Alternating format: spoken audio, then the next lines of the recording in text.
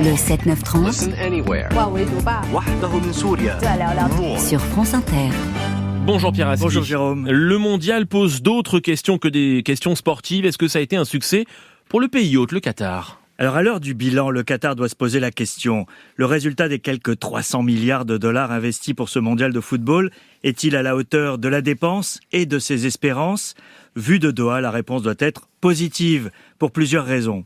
Ça n'était pas évident il y a seulement un mois, avant le début des épreuves. Les polémiques étaient légion autour des ouvriers immigrés, victimes des chantiers, de la climatisation choquante des stades, de l'homophobie ambiante ou des droits humains dans cet émirat proche des frères musulmans. Le débat du moment était simple, boycott ou pas boycott ? Le début des épreuves a eu raison des velléités de boycott, surtout en France, quand les Bleus se sont mis à gagner leur match.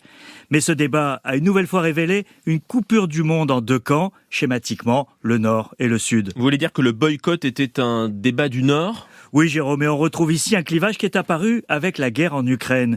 Une partie du Sud global en a marre des leçons de morale des pays du Nord, anciens colonisateurs et maîtres du monde, commentaires personnels, même quand ils ont raison.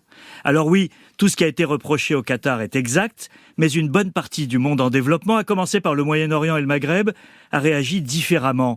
Il a d'abord partagé la fierté de voir l'un des événements les plus populaires au monde organisé dans un pays de son environnement, sentiment qui s'est retrouvé dans le soutien au Maroc dans son parcours exceptionnel. L'Afrique du Sud ou le Brésil ont déjà accueilli le mondial, mais les pays du Sud ont toujours un sentiment de ne pas être légitimes, d'où l'agacement quand on leur cherche des poux.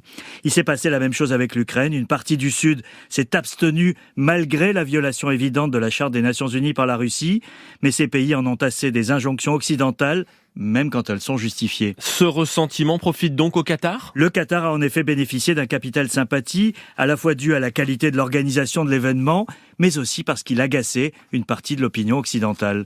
Une fois ce principe énoncé, il ne faut pas non plus être dupe. Le Qatar a beaucoup dépensé pour ses relations publiques, c'est l'une de ses spécialités, notamment par l'achat d'influences politiques, comme on le voit dans le Qatargate au Parlement européen.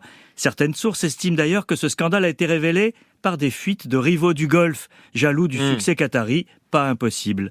À l'arrivée, qu'en restera-t-il pour le Qatar ?